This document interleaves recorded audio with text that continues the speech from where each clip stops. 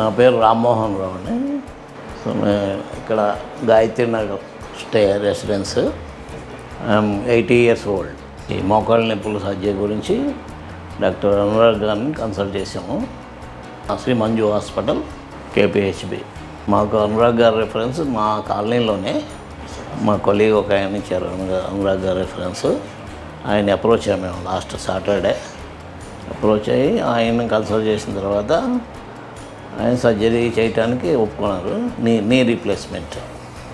So doctor Anurag గారు చెప్పిన ప్రకారమే మేము మళ్ళీ ఫ్రైడే నైట్ అడ్మిట్ అయ్యి సాటర్డే సర్జరీ జరిగింది. మండే డిశ్చార్జ్ చేస్తున్నారు. సర్జరీ బాగానే జరిగింది, ఎటువంటి ప్రాబ్లం లేదు.